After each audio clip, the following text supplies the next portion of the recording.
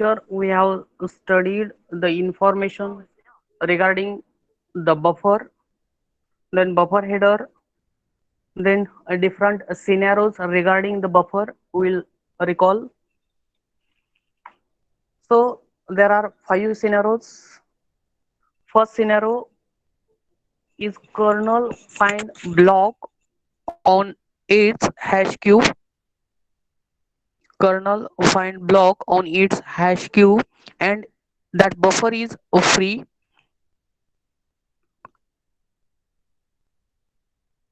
Second scenario, the kernel cannot find the block on hash queue, so it allocates a buffer from the free list.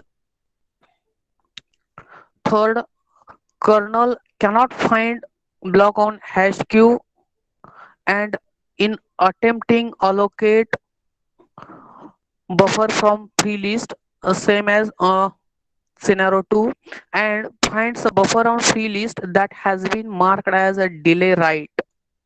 The kernel must write delayed write buffer to disk to allocate another buffer. Then fourth a scenario, kernel cannot find the block on hash queue and the free list is empty. A free list of buffers is empty. And last, kernel finds the block on hash queue, but its buffer is currently busy.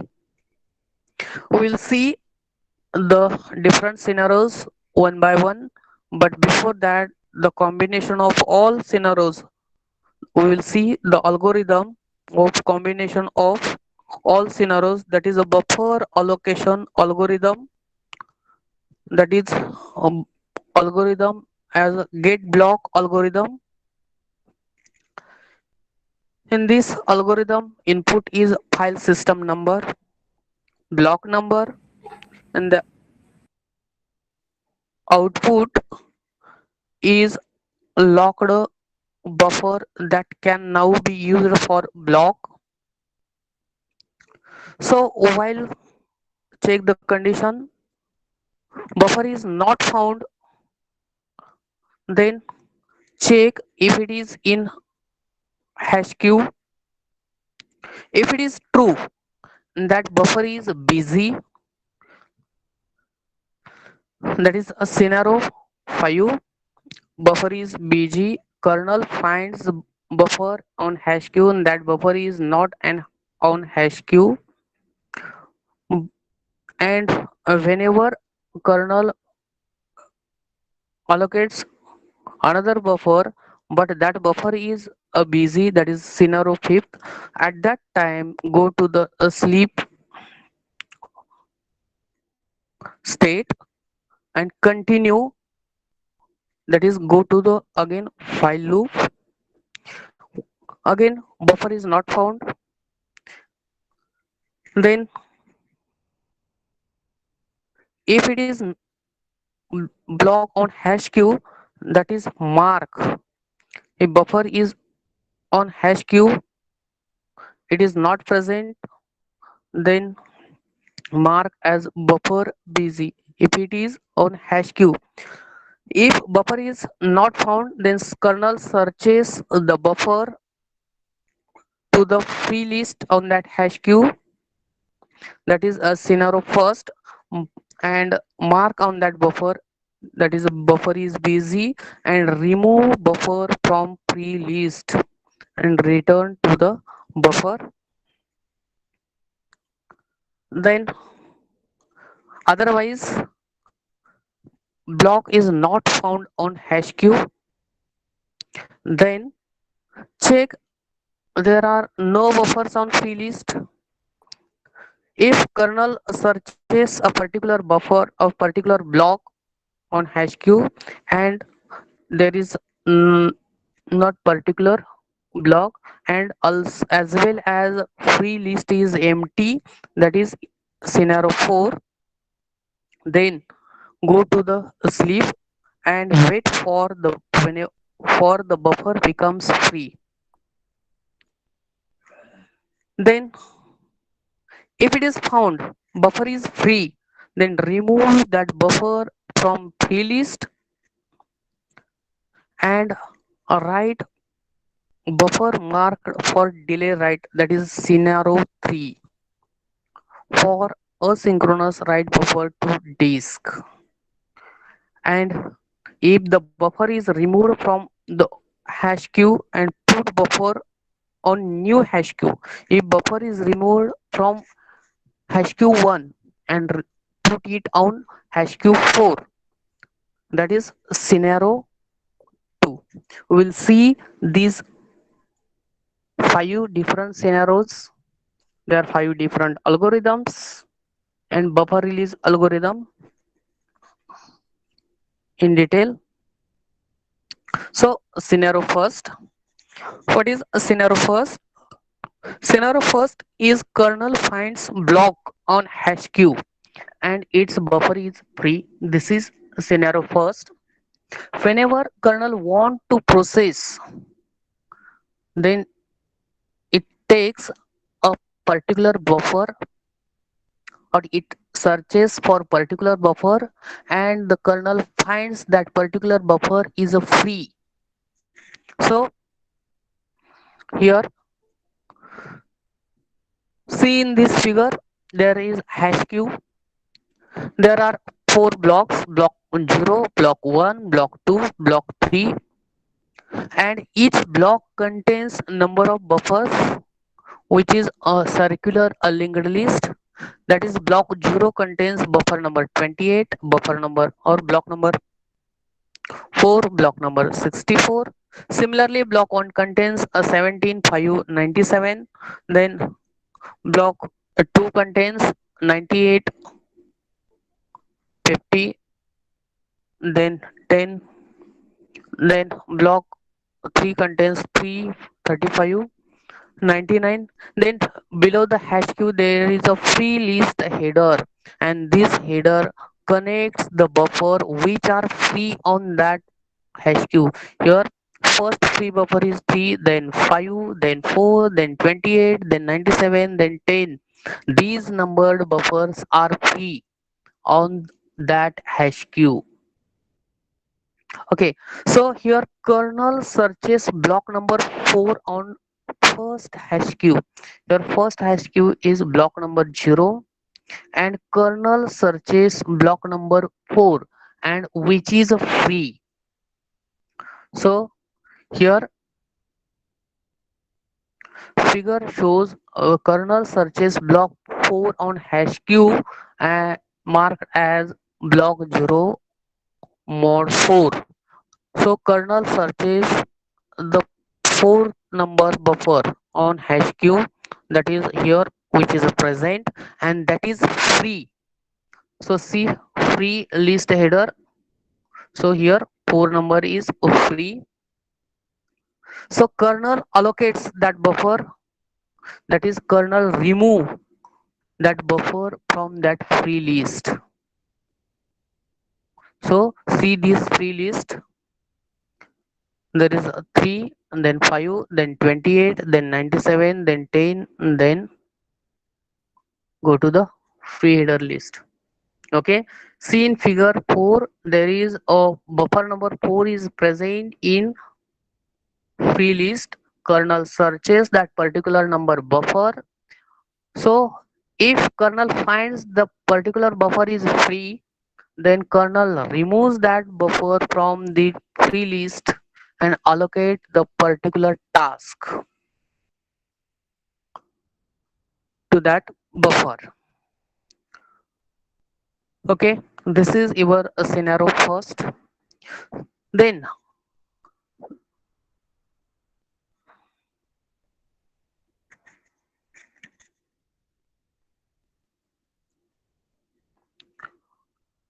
Then what happens a buffer after its allocation? Whenever the particular buffer is allocated to particular task, then what happens or after buffer allocation? How to release that buffer? So the buffer can be released by B release algorithm. So kernel may read data from disk to that buffer and manipulate it or write the data to the buffer and possibly to the disk.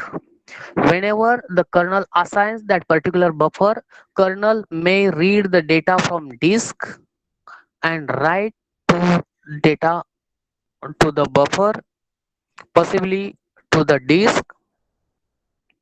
Then kernel leaves the buffer marked as busy. Kernel write mark to that buffer is busy so that no other process can access it, change its content while it is busy. So it preserves the integrity of data in that buffer. Whenever kernel allocates a particular task to that buffer, then kernel writes on that buffer is busy to particular task so that no other process can access it, cannot modify its contents. So when kernel finish its work or using this buffer, it releases the buffer according to the buffer release algorithm, that is B release algorithm. So this is a B release algorithm, that is buffer release algorithm. So input is here locked buffer and output is none. So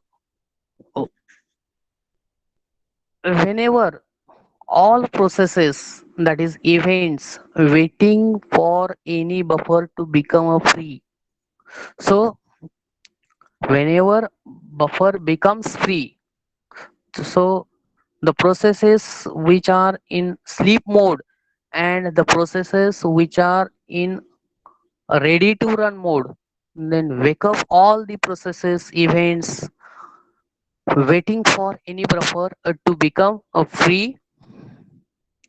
So wake up all process events waiting for particular this buffer also to become free. Then raise the process execution level to block interrupts. If buffer contents are valid and buffer is not old, if buffer contents are valid and buffer is not old, enqueue buffer at the end of free list. Enqueue buffer at the end of free list. Otherwise, enqueue buffer at the beginning of free list, a lower processor execution level to allow interrupts. Then unlock that buffer, that is free that buffer.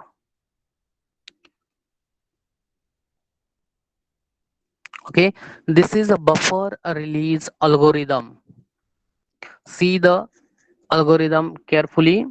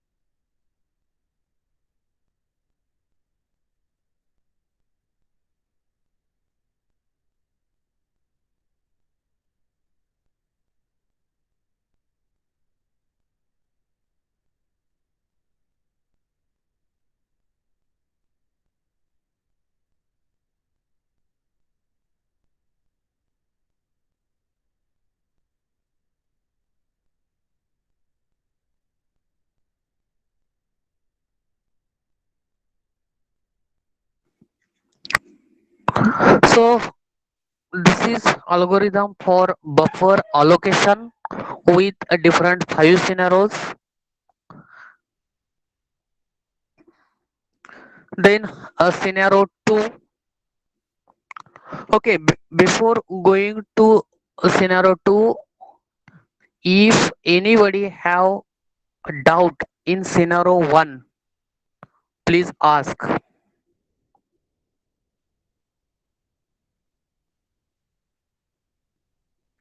If anybody have a doubt in scenario 1,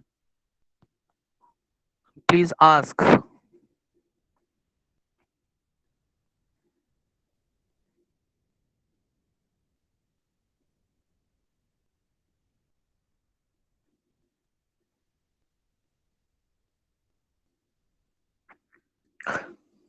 Okay, what is a scenario 2? Scenario 2 is kernel cannot find the block on hash queue. In scenario 1, kernel searches for particular block on hash queue and it is free. Okay. Scenario 2 is kernel cannot find block on hash queue, so it allocates a buffer from free list. If kernel finds a particular block on hash queue and it is not present on hash queue, so it allocates a buffer from free list. So we'll see this example. So in this figure, kernel searches block number 18 on hash queue marked as block 2 mod 4. See in this figure, kernel searches block number 18 on this block number 2 mod 4, and that particular block number is not present on that hash queue. The particular block number is not present on that hash queue. So kernel allocates a buffer from free list. See the free list is 3, 5, 4, 28, 97, 10. So it takes a buffer from free list and allocates as 18. See here. So therefore it removes the first buffer from free list, that is 3, which is removed from this buffer list and assigned to block number 18 and places in appropriate hash queue. Here appropriate hash queue is required of block 2 mod 4. We require the buffer number 18 or block number 18 to hash queue block 2 mod 4. There is not present, so kernel removes a buffer from free list and marked as 18. See here, so here kernel removes block 3 from free list and marks as 18 and put it in appropriate place. Okay, see here block number 3 is removed in figure B and place at block number 2 mod 4 by changing its buffer number is 3 to 18. Okay, this is the scenario 2. Scenario 2 is kernel cannot find block on hash queue, so it allocates buffer from free list. Okay, in this example, kernel searches block number 18 on block 2 mod 4 hash queue, but block number 18 is not present, so that kernel removes the free buffer or free block from the free list and place it appropriate place by giving a name to that buffer is 18. Okay, this is scenario 2. So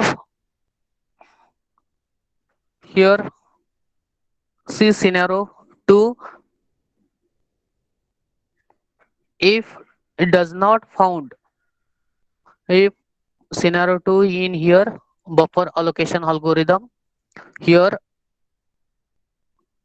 a particular buffer is not found, then it removes buffer from old hash queue and put onto new hash queue.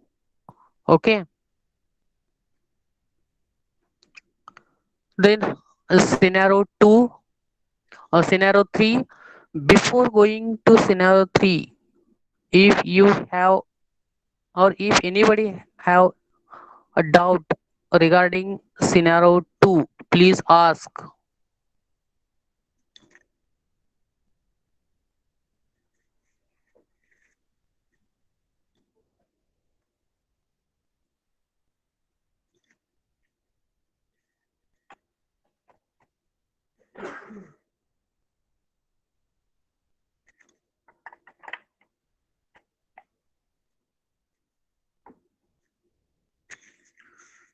Scenario 3 is same as scenario 2, but there is a small change. See, kernel cannot find the block on hash queue,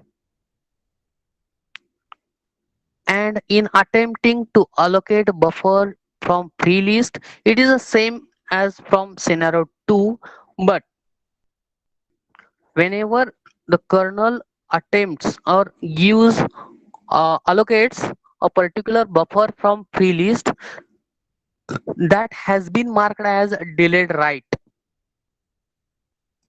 that has been marked as a delayed write. So the kernel must write delayed write buffer to disk and allocate another buffer. Suppose here, see in this figure, kernel searches block number 18 to hash q block 2 mod 4. See here, kernel searches block number 18 to hash q block 2 mod 4. There is no block number or buffer 18, so it allocates a free buffer. Whenever it searches the free buffer or free list, the first buffer is written as delayed, third buffer, second buffer, that is 5, is written as delayed. So it write. So kernel cannot find the block 18, but when it attempts to allocate to first two buffers, when it attempts these first two buffers on free list, it finds them marked for delayed write. It found marked for a delayed write. The kernel removes them from free list. Kernel removes from these to free list, start write operations to the disk for blocks, and allocates a third buffer on free list block 4. See in this figure.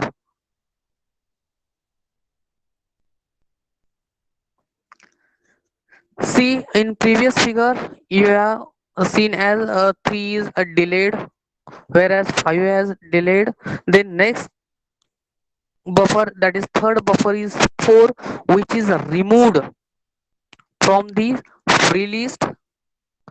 The buffer number 4 is removed from here free list and marked as buffer number 18 and placed in appropriate place, as well as buffer number 3 and buffer number 5 is in writing mode, so that also are removed. So free list starts from 28. See the figures carefully.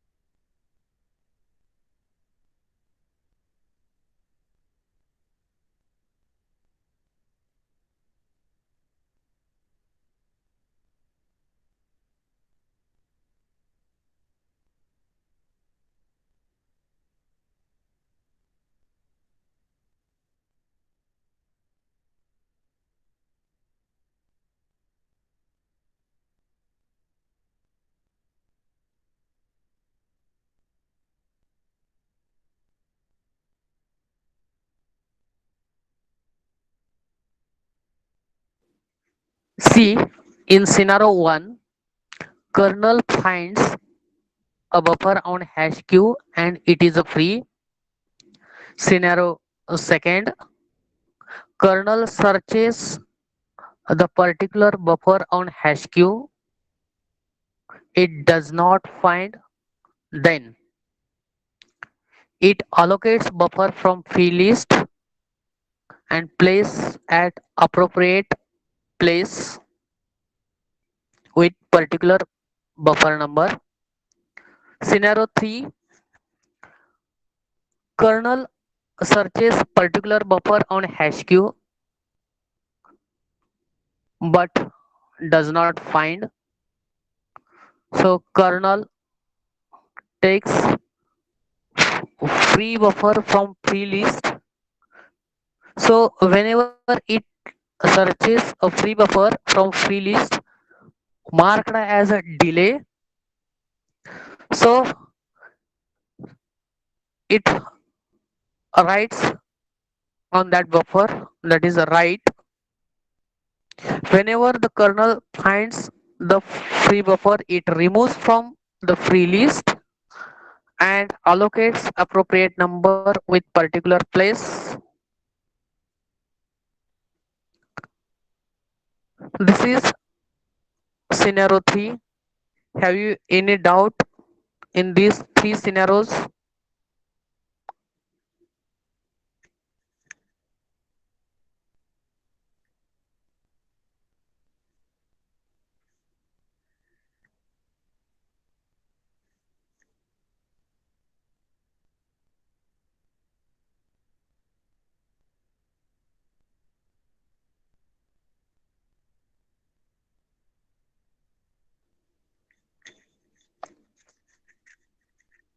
Then scenario 4,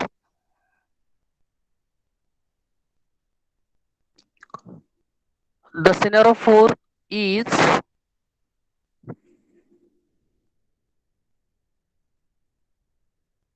kernel cannot find block on hash q as well as the free list of buffers is empty. Kernel cannot find on hash q particular block on hash q as well as a free list is empty. That is, the kernel acting for process A cannot find the disk block on its hash queue, so it attempts to allocate a new buffer from the free list. It attempts to allocate a new buffer from the free list and as in the second scenario, but no buffer is available on free list, so process A goes to the sleep mode until another process executes the algorithm buffer release, that is B release, for freeing the buffer. When kernel schedules process A, it must search the hash queue again for the block. See in this figure, kernel searches block number 18 on a particular hash queue. So there is no block number 18 as well as the free list is empty. So all buffers are busy. There is no free buffer. So a process goes to the sleep mode and until another process executes the buffer release algorithm for freeing the buffer. So it cannot allocate a buffer immediately from the free list because it is possible that several processes were waiting for a free list or free buffer and that one of them allocated a newly freely buffer for target block sought by process A. Here process A is example. We have taken process A is example. Similarly, there are number of processes, process A, B, C, D, and so on. So whenever a buffer becomes free, then number of processes waiting or several processes were waiting for free buffer, and that one of them is allocated newly freed buffer for target block sought by process A. Okay, this is scenario 4. Here see the example. There here example is taken only two processes. So process A, process B. So can process A cannot find the block B on hash queue. So no buffer is on free list. So it goes to the sleep mode. Similarly, process B cannot find block B on hash queue. No buffers on free list. It goes to the sleep mode. After some time, somebody process freeze that the buffer with B release algorithm. At that time, both processes wake up for their execution, but process B takes buffer from the free list. So then buffer A goes to the again sleep mode for waiting next new buffer being free.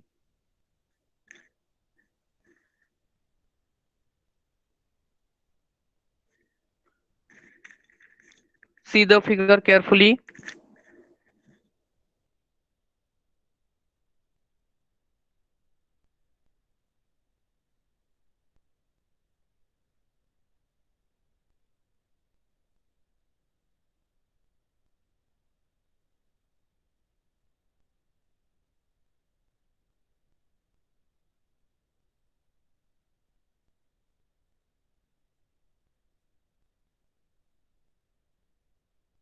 Five scenario 5.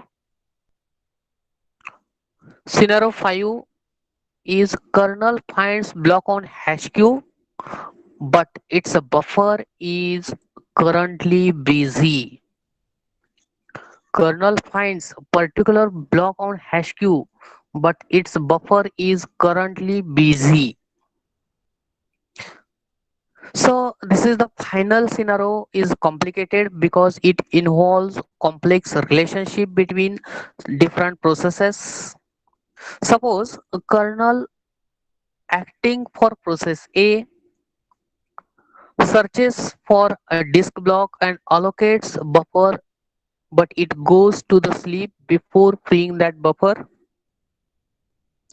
For example, a process A attempts to read a disk block, allocates a buffer as in scenario 2, then it will sleep while it waits for input output transmission for disk to complete. Whenever process A allocates a buffer as per scenario 2, but it waits for the input output peripherals for the transmission from disk to complete. So see in this figure, kernel searches block number 99 on uh, block hash queue block number 3 mod 4, and that buffer is busy. So it waits, that particular process waits for that particular buffer for its execution. So while process A sleeps, suppose the kernel schedule a second process.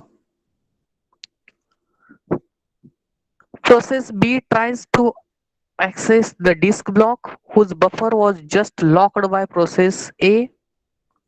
Process B will find the locked block on hash queue. Here Process A searches a particular block 99 on hash queue. It finds but its buffer is currently busy. Whenever this buffer becomes free, then kernel allocates that buffer to process A, but process A is waiting for IO devices for a transmission from disk to complete. So at that time process A goes to the sleep. Same time process B tries to access a disk block whose buffer was just locked by process A. Process B will find the locked buffer on hash queue since it is illegal to use a locked buffer and it is illegal to allocate second buffer for disk block. See here example, there are three processes: process A, process B, process C.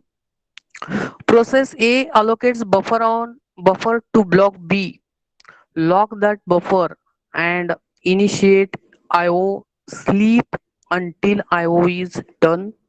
At that time, when process goes to sleep mode, at that time process B finds block B on hash queue, but that buffer is blocked by process A so that it goes to the sleep mode. Similarly, process C is waiting for block B, so it will goes to the sleep mode and waiting for a free buffer. So if IO is done, process is wake up and release that buffer, release that buffer. So similarly process B and process C also wake up. So buffer release the buffer assigned to the process C, that is get buffer previously assigned to block B, reassign buffer to block B. So process B waits for block B. So buffer does not contain that block B. So it searches again. This is the graphical figure for three processes for allocation of buffer as per scenario 5. See this figure carefully.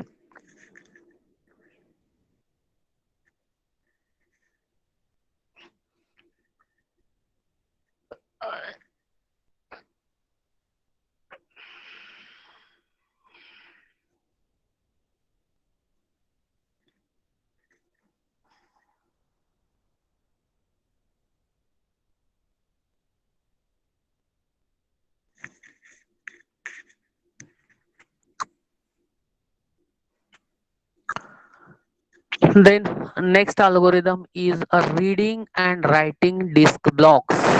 That is block read algorithm. B read algorithm. B read B for block read algorithm. So input for this algorithm is file system block number and output is a buffer containing data.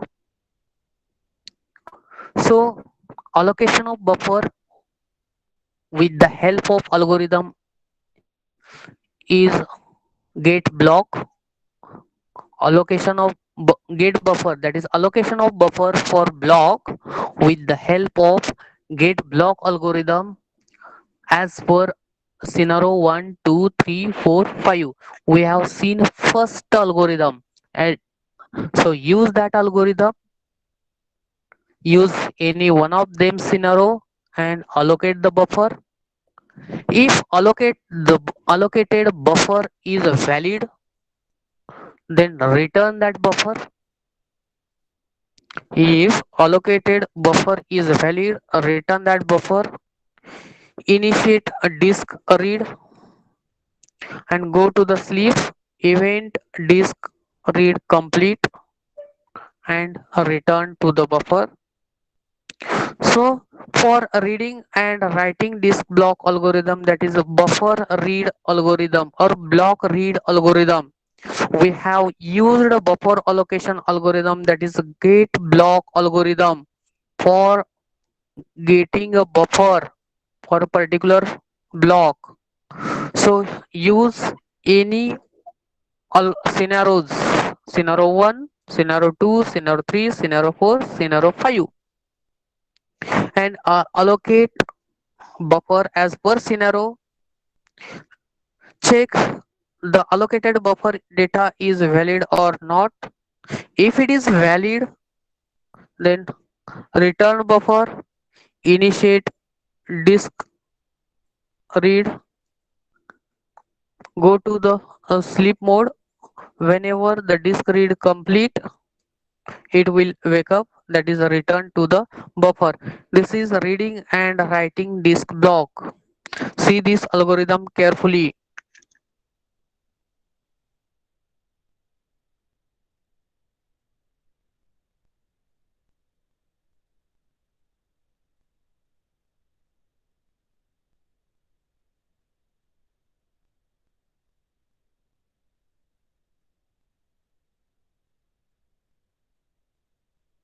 Have you doubt? If anybody have doubt in 5 scenarios or this algorithm, please ask.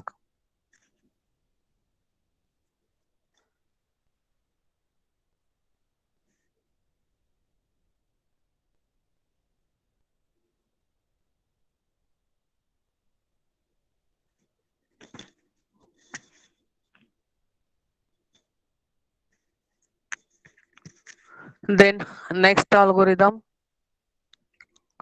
that is block read ahead. Block read ahead, that is algorithm B read A. B for block, then read, A for ahead.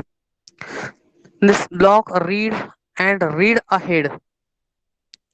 Input A, file system block number for immediate read, file system block number for asynchronous read, and output is buffer containing data for immediate read.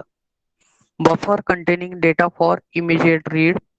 So check first block not in cache. Check the first block not in cache, then assign a buffer to first block as per algorithm get block. As per algorithm get block, you should have to assign a buffer to first block if first block is not in cache.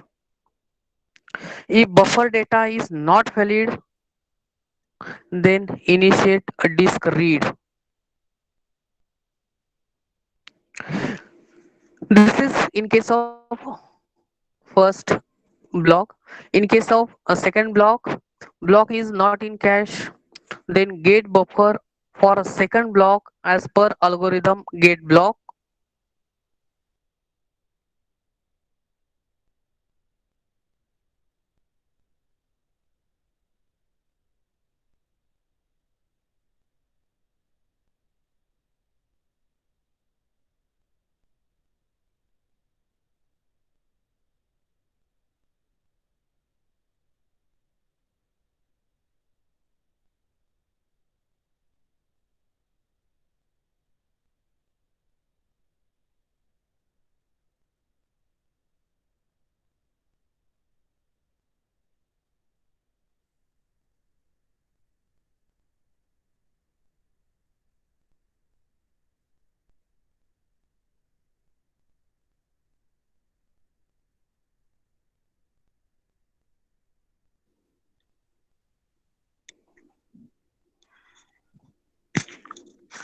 So see,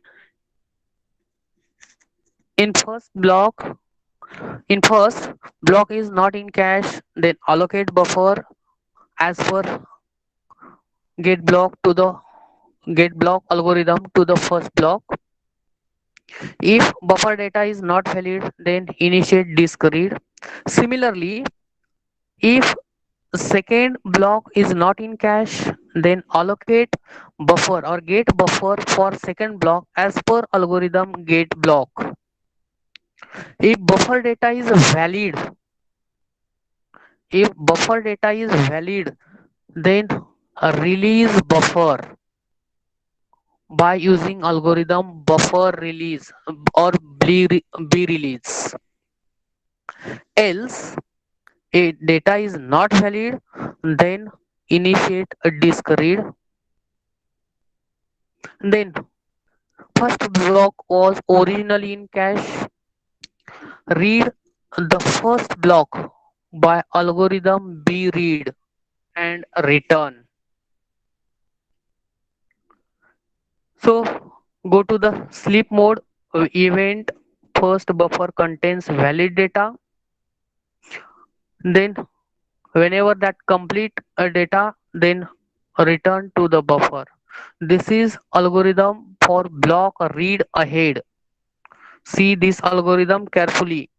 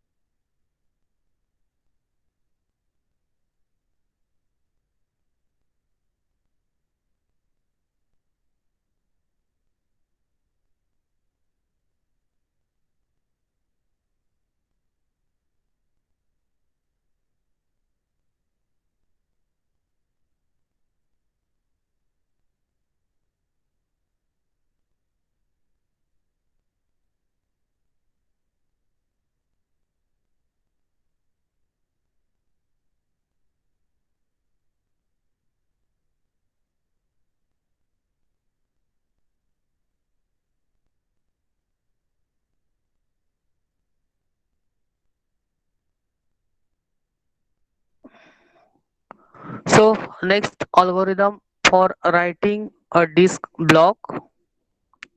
Algorithm B write, that is block write. Input buffer, output none. So initiate a disk write. If IO synchronous, then sleep event IO complete until IO complete. Then after completion of this, release that buffer with B release algorithm. Else, if that is IO is asynchronous, that is buffer marked for a delayed write. Buffer mark buffer to put the head of the free list. This is the writing a disk algorithm for writing a disk block.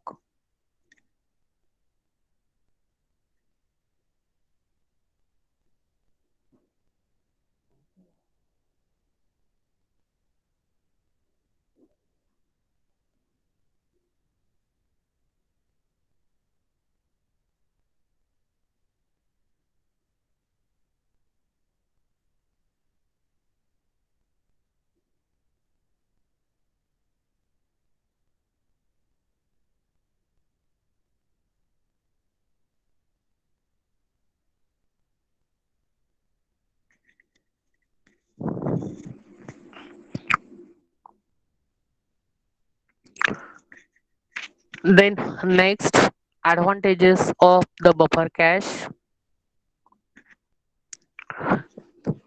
So first advantage is the use of buffers allows uniform disk access.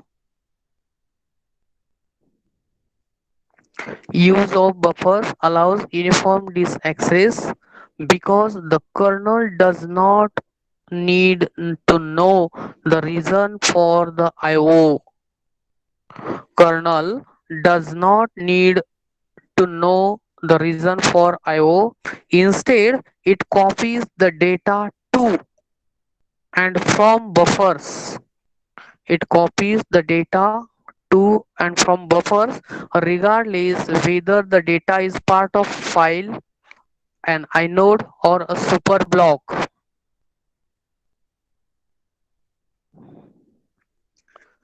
Second, the buffering of IO marks the code more modular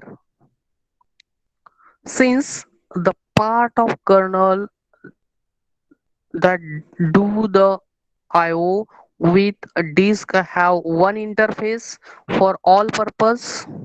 That is, in short, system design is simpler. The next, the system places no data alignment restriction. System places no data alignment restrictions on user processes doing IO because the kernel aligns data internally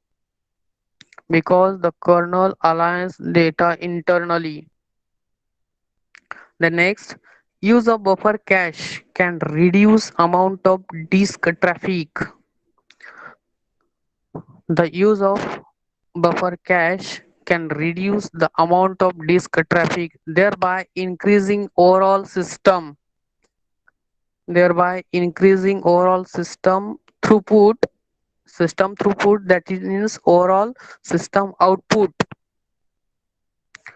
should be increased, and decreasing response time. So use of buffer cache, we can increase the overall system output with reducing or decreasing response time. Processes reading from file system may find data blocks in cache and avoid the need for disk IO.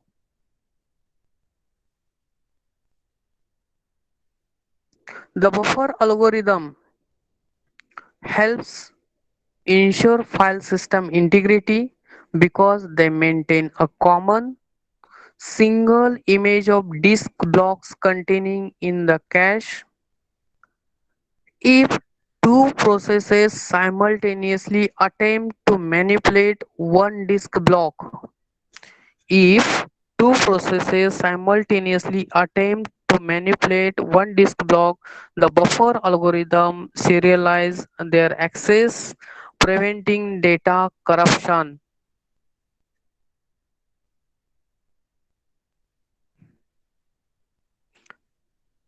Then these are the advantages of the buffer cache.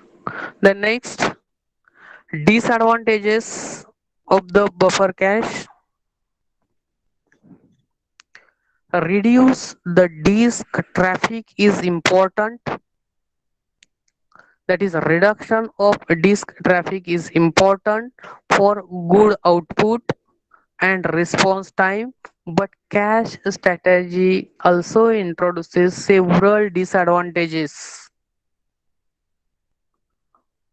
Since kernel does not immediately write data to the disk for a delay write. Since kernel does not immediately write data to the disk for delayed write, the system is vulnerable to crashes the live disk in an incorrect state. Although the recent system implementations, although recent system implementations have reduced the damage caused by catastrophic events, the basic problem remains. A user issuing write system call is never sure when the data is finally makes its way to the disk.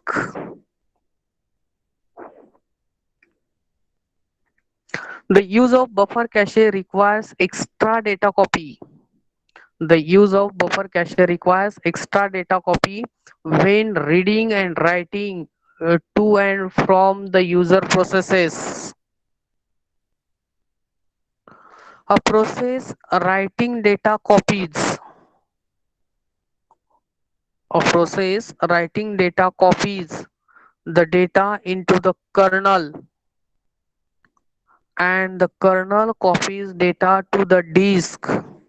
A process writing data copies the data into the kernel, and kernel copies the data to the disk. A process reading data has data read from disk into kernel and from kernel to the user processes.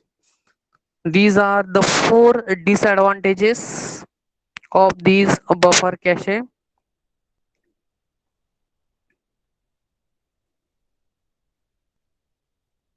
So this is the end of this chapter.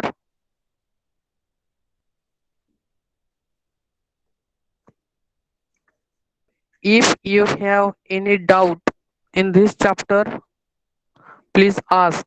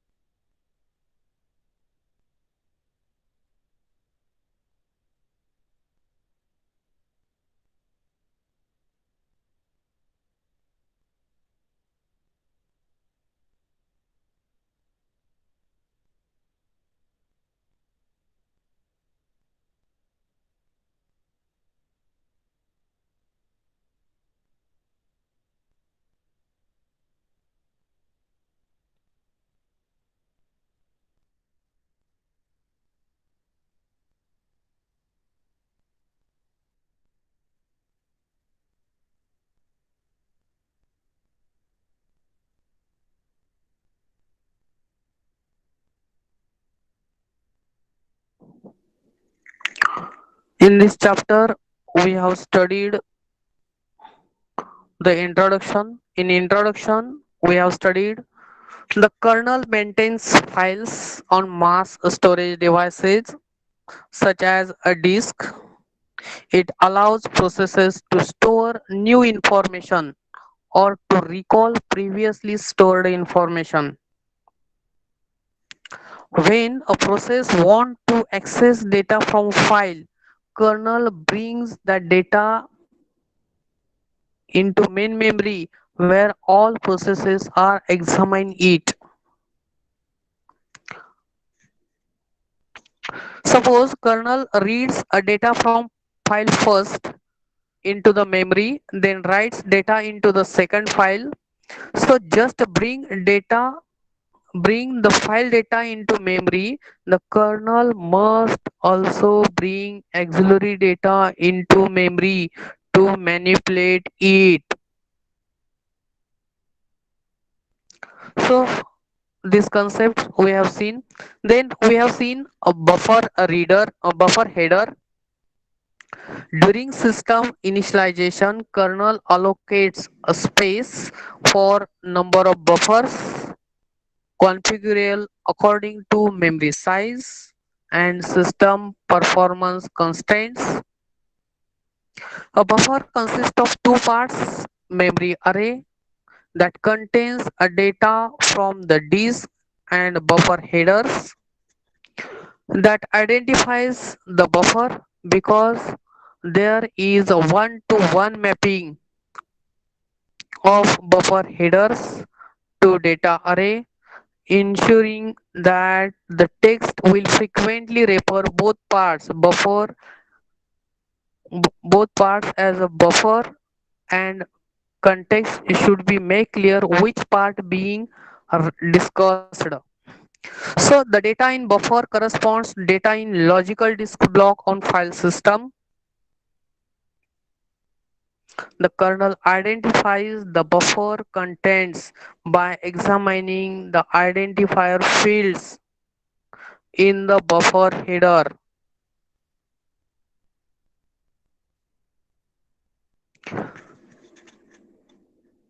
So the buffer is in memory copy of disk. The contents of disk block map to the buffer, but the mapping is a temporary until kernel decides to map another disk block into the buffer. A disk block can never map into more than one buffer at a time. A disk block can never map into more than one buffer at a time. If two buffers were to contain data for one disk block, the kernel would not know which buffer contained to the current data and could write incorrect data back to the disk. For example, suppose a disk block maps two buffers A and B. If kernel writes data first buffer and then writes to the buffer B, the disk block should contain the contents of buffer B if all write operations completely fill the buffer. However, the kernel reverses order when it copies the buffer to the disk and disk block will contain incorrect data. So this is figure for buffer headers. It contains 8 parts: device number, block number, status. Buffer header contains 8 parts: device number, block number, status, then pointer to the data area, then pointer to the next buffer on hash queue, pointer to the previous buffer on hash queue, then pointer to the next buffer on free list, and the pointer to the next buffer on free list, and pointer to the previous buffer on free list. So there are total 5 pointers. one is regarding data area, two is regarding the next buffer on and next or previous buffer on HQ, and two are regarding next or previous buffer on free list. Then device number, block number, and status of that buffer, whether it is busy or free. So buffer header contains a device number field and block number field that specifies file system, block number of the data on the disk are uniquely identify buffer. The device number is legal file system, not a physical device.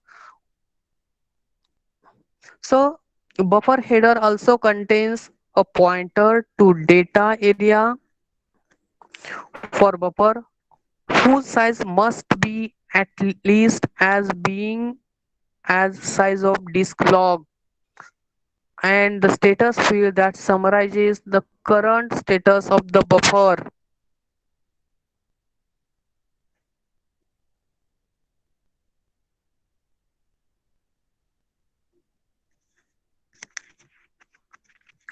Then the status of buffer is a combination of the following conditions. First, buffer is currently locked in. So here terms locked, busy are used interchangeably while free and unlocked. So buffer contains valid data. The kernel must write the buffer contents to the disk before reassigning the buffer. This condition is known as delayed write. Kernel is currently reading and writing the contents of buffer to the disk. A process currently waiting for buffer to become free. The buffer header also contains two sets of pointers used by buffer allocation algorithm to maintain the overall structure of the buffer pool. So the structure of the buffer pool, the figure of buffer pool is like this. This is free list header which contains the free buffer, buffer 1 to buffer n, with they are connected in circular linked list with backward as well as forward pointers. So whenever a kernel assigns a particular task of a particular buffer, say here buffer 1 is assigned for the particular task, so it removes that from buffer pool. See, after removing buffer 1, the list look like this.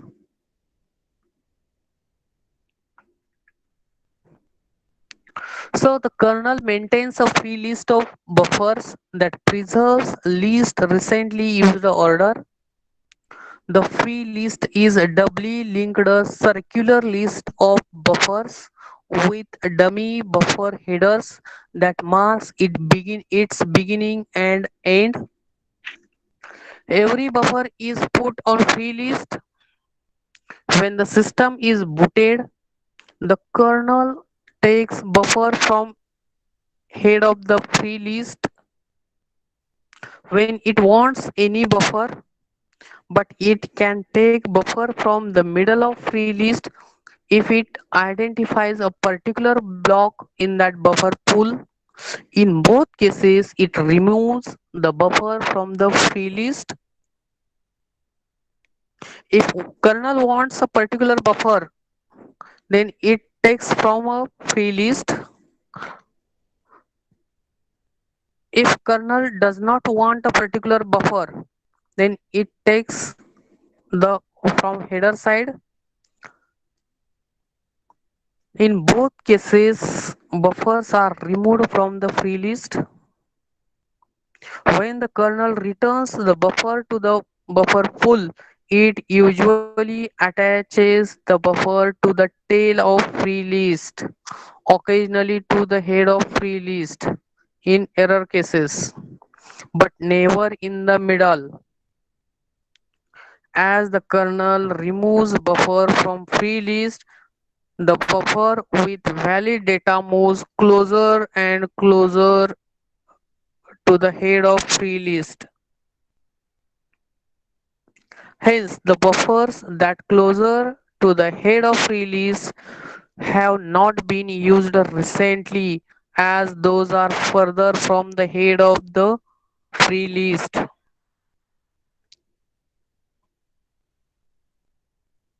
When the kernel searches or access a disk block, it searches for buffer with appropriate device block number combination rather than search entire pool of buffer.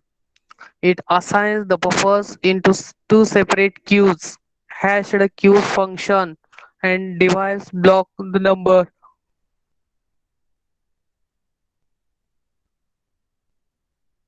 The kernel links the buffer on hash queue into circular doubly linked list.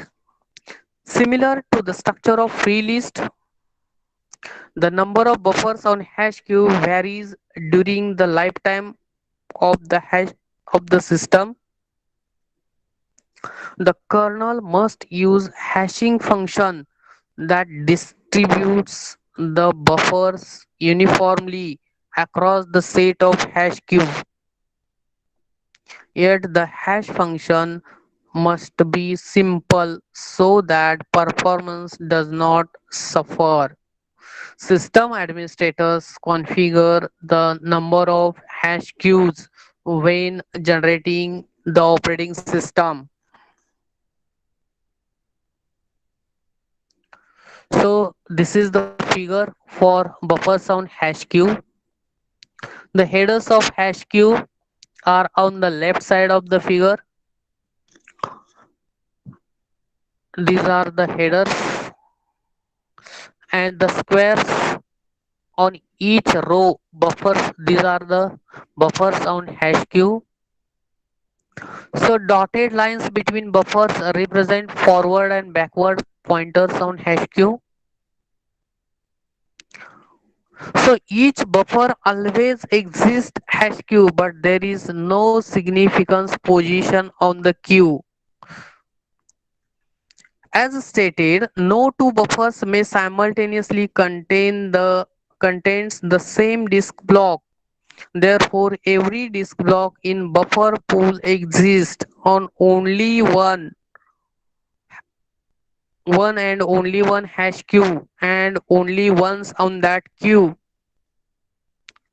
However, the buffer may be on free list as well if its status is free, because buffers may be simultaneously on hash queue as well as on the free list.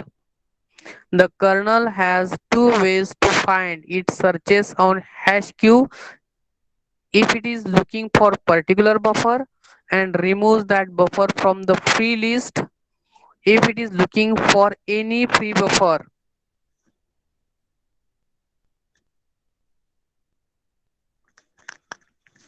So for retrieving a particular buffer or retrieving a buffer from free list, there are scenarios as seen high level kernel algorithm in the file subsystem invokes the algorithm for managing the buffer cache.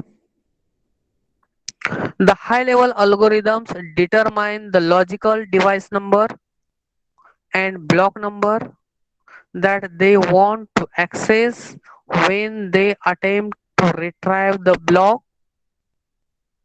For example, if a process wants to read data from file, kernel determines which file system contains the file.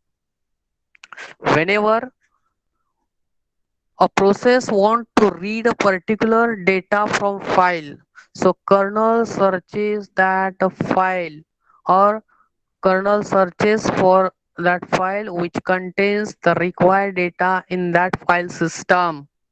When about to read data from a particular disk block, kernel checks whether the block is on buffer full or if not, then assigns to the pre-buffer.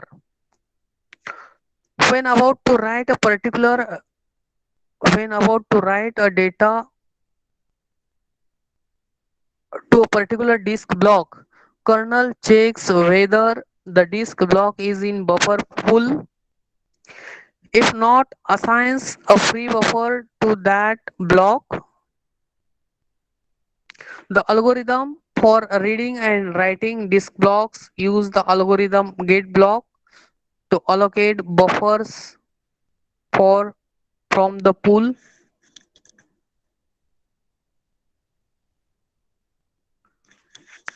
So there are five scenarios.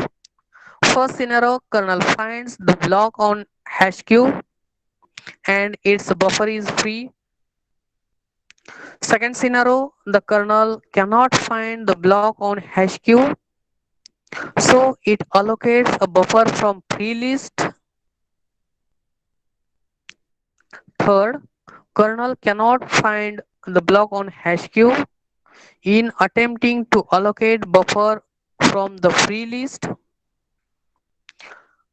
and finds a buffer on free list that has been marked as a delayed write, the, the kernel must write the delayed write buffer to the disk and allocate another buffer.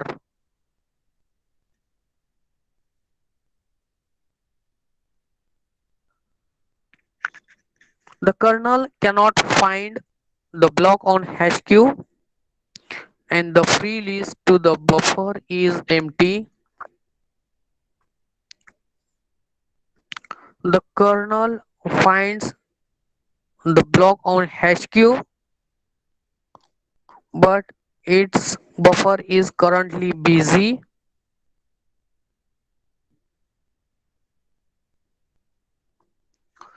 So algorithm for buffer allocation, that is gate block algorithm.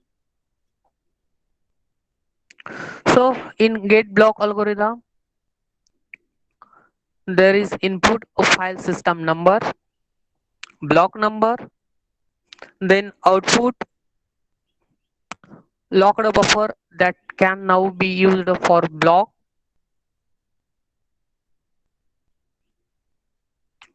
So while buffer not found on hash queue,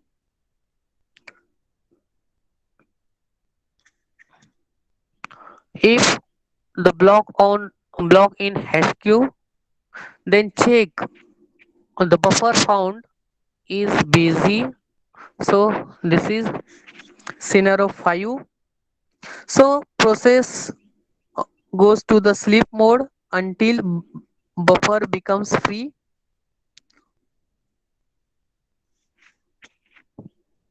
If buffer is an hash queue but marked as buffer busy,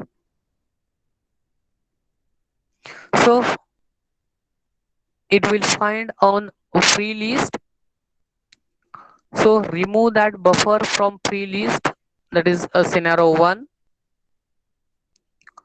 If it is not found hash queue, then there are no buffers as well as no buffers on hash free list not found in hash queue. So go to the sleep until buffer becomes free. If any buffers become free, then remove that buffer from free list. But before that, someone has marked as a delay. So this is a scenario 3. So asynchronous write buffer to the disk. If buffer found free, remove buffer from older hash queue and put on new hash queue as per scenario 2.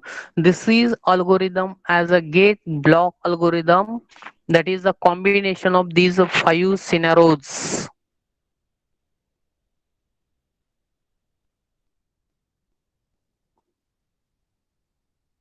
So we'll see the scenarios one by one. First scenario, kernel finds the block on its hash queue and its buffer is free. Whenever kernel searches a block on hash queue and its buffer is free, suppose here kernel searches the block 4 on hash queue on block number 0 mod 4. On this hash queue, the kernel searches the block 4 and as well as this block 4 is find in this hash queue as well as it is on free list. So the buffer assigns to the kernel assigns to the process for execution. So it removes from free list.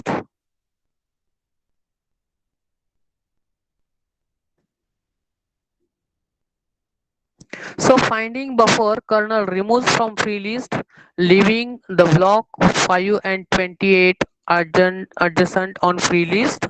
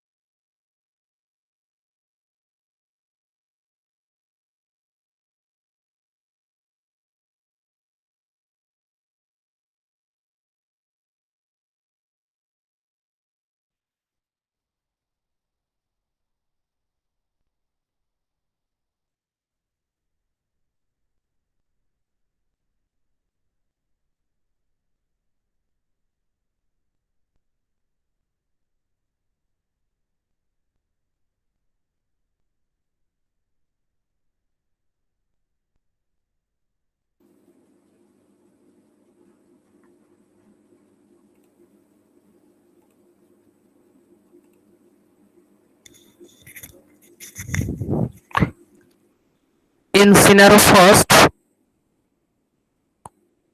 we have seen kernel finds block on hash queue and its buffer is free.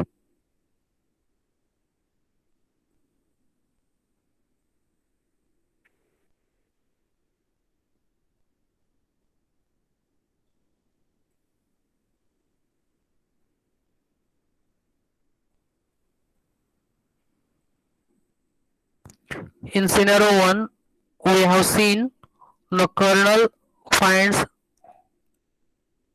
The block on its HQ and its kernel is free. This is the figure. Kernel finds block number 4, which is free or free list, as well as which is present on block number 0 mod 4. So kernel assigns or removes that particular block on from free list, assigns to the process for execution. This is scenario first. In scenario second, what happens? What happens to buffer after it is allocated?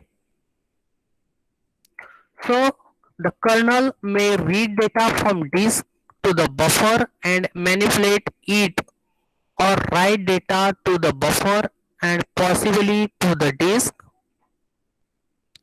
The kernel leaves the buffer marked busy. No other process can access it and change its contents while it is busy, thus preserving the integrity of the data in the buffer. When the kernel finishes using the buffer, it releases the buffer according to the algorithm buffer release. So buffer release algorithm, that is B release, input is locked buffer, output is none. So wake up all the processes events waiting for any buffer becomes to free. Similarly, wake up all process events waiting for particular buffer to become free. So raise the process execution level to block interrupts. If buffer contains valid and buffer is not old, enqueue buffer at the free at the end of free list. Else, enqueue buffer at the beginning of free list. Lower process execution level to allow interrupts, and then unlock the buffer. This is the buffer release algorithm.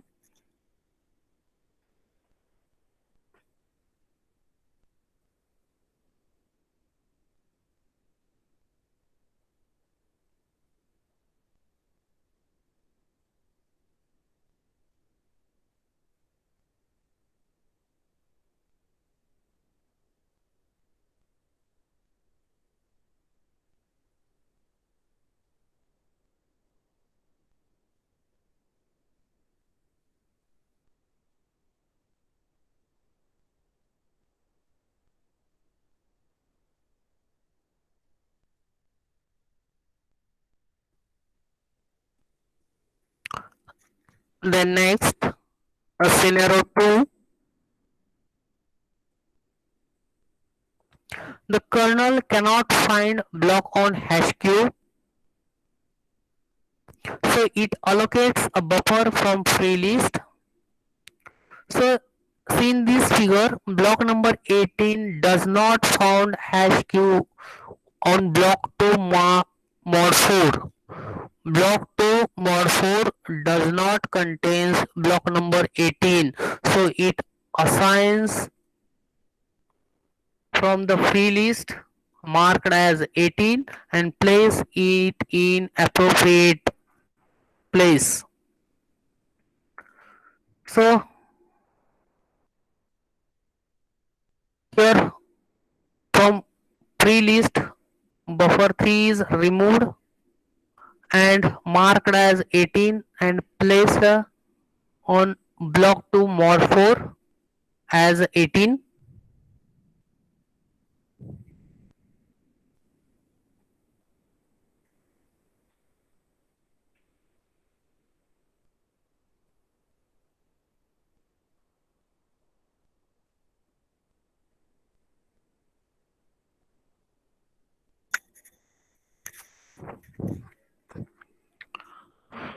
Then scenario 3,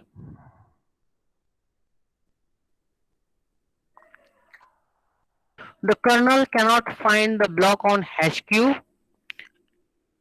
and in attempting to allocate buffer from the free list, as in scenario 2, finds buffer on free list that has been marked as a delayed write. So kernel must write delayed write buffer to disk and allocate another buffer. See here,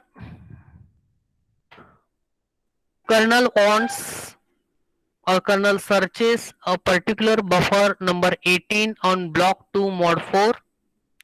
It is not there, so it allocates from the free list. Uh, So at the header side, it searches the free list.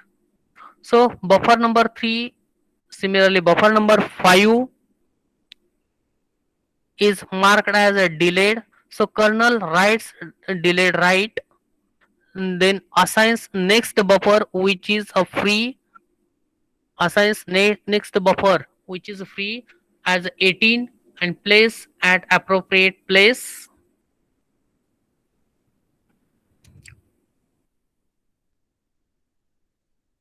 Here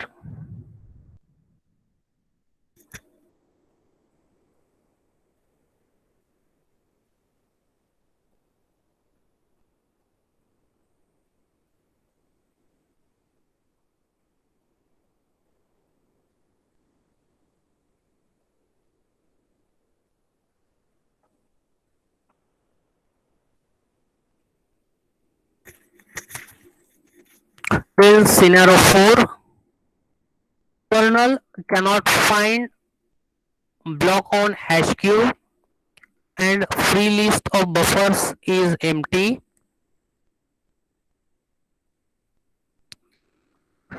Suppose your kernel finds the block number 18 on block 2 mod 4. It is not present on block 2 mod 4 as well as free list is empty. Then no buffer is available on free list. So process goes to the sleep until another process execute the B release algorithm for freeing the buffer. When kernel schedules that particular process, it must search hash queue again for that block. It cannot allocate a buffer immediately from the free list because it is possible that several processes were waiting for freeing a buffer and that one of them allocated newly freed buffer to the target block sought by a particular process. So here example is given as a two processes. So process A wants a particular buffer B on hash queue but no buffer is on free list. So goes to the sleep mode. Similarly, process B cannot find the block B on hash queue, no buffers on hash free list. So process B goes to the sleep mode. So some somebody frees a buffer with B release algorithm, then both processes are ready to execute. So buffer here in this example, process B takes buffer from free list assigned to the block B. So at that time, process A again goes to the sleep mode. Then scenario 5, kernel finds block on hash queue, but its buffer is currently busy. So final scenario is complicated because it involves a complex relationship between several processes. Suppose the kernel acting for a process A searches a disk block and allocates buffer to go to the sleep before freeing the buffer. Suppose Here process A reads a disk block and allocates buffer as in scenario 2. Then it will goes to the sleep. Suppose kernel searches for block number 99 but that block number 99 is busy. So it allocates. So that process A goes to the sleep mode. Suppose the kernel schedules the second process B, which tries to access disk block whose buffer was just locked by process A. Process B will find the locked buffer on hash queue. Since it is illegal to use a locked buffer and it is illegal to allocate the second buffer for disk block. So here example is for three processes, process A, process B, process C.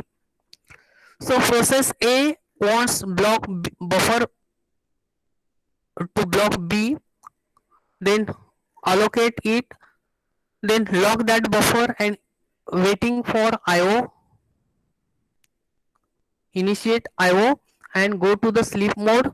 At that time process B finds block B on hash queue, but that block B is locked by process A, so that before process B goes to the sleep mode. The same time, after some time process C waiting for any free buffer. Then when IO is done, then buffer becomes free, so wake up all processes. The buffer be released, so wake up other processes. At that time process C allocates buffer assigned to the block B, reassign buffer to the block B. At that time process B also goes to the sleep again and buffer does not contain block B, so search again. Then reading and writing disk blocks. So this algorithm is buffer read or block read algorithm. So input is file system block number, output buffer containing data. So get buffer for the block as per algorithm for get block using 5 scenarios. If buffer data is valid, return buffer, initiate disk read, go to the sleep mode, event disk read complete and return the buffer. This is reading and writing disk blocks.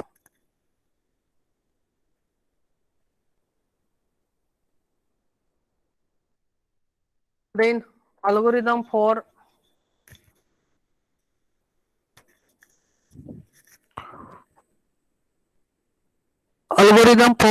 block read ahead, that is algorithm B read A. So block read and read ahead. Input is, there are two inputs. First input is a file system block number for immediate read and B file system block number for asynchronous read, and output buffer containing data for immediate read. So first block in not in cache, then get buffer for first block using get block algorithm. If buffer data is not valid, initiate disk read. If second block is not in cache, so get buffer for second block using get block algorithm. If buffer data is valid, then release the buffer by using B release, else initiate a disk read. If the first block was originally in cache, read the first block by using algorithm B read. return buffer. Then go to the sleep mode. Event first buffer contains valid data and then return buffer. This is the algorithm for block read ahead.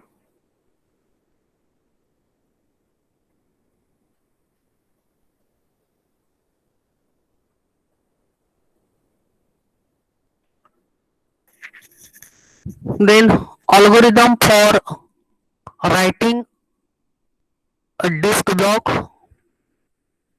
So algorithm B write, that is block write. Input is buffer, output is none. So initiate a disk write if IO synchronous. Then a sleep event IO complete. Then release that buffer by using B release algorithm. Else buffer marked for delayed write. Mark buffer to put ahead add head of the free list. This is the algorithm for writing a disk block. Then advantages. So use of buffer allows uniform disk access because the kernel does not need to know the reason for IO. Instead, it copies the data to and from buffer regardless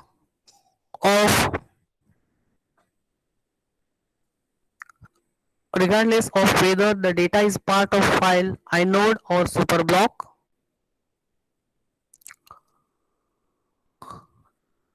The buffering the disk IO marks code more modular since the part of the kernel that do the IO with disk have one interface for all purpose. In short, system design is simpler.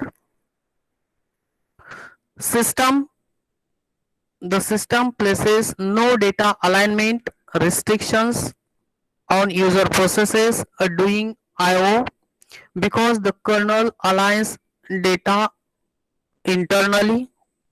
The use of buffer cache to reduce the amount of disk traffic, thereby increasing overall system output and decreasing response time. Processes reading from the file system may find data blocks in the cache and avoid the need for IO. The buffer algorithm helps to ensure file system integrity because they maintain common single image of disk block contained in the cache. If two processes simultaneously attempt to manipulate one disk block, the buffer algorithm serializes their access, preventing data corruption. If there are advantages, there are also disadvantages. Since the kernel does not immediately write data to the disk for a delay write, the system is vulnerable to crashes that leave the disk data into incorrect state. Although the recent system implementations have reduced to damage caused by catastrophic events, the basic problem remains, that is user issuing a write system call never sure when the data finally makes its way to disk. Use of the buffer cache requires an extra data copy when reading and writing to and from the user processes. A process writing data copies the data into the kernel and the kernel copies the data to the disk. A process reading data has the data read from the disk into the kernel and from the kernel to the user process. So this is the end of your chapter. If you have any doubt regarding this chapter, please ask.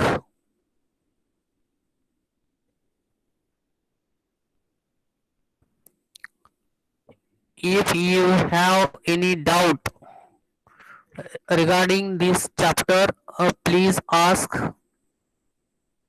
We have completed two chapters.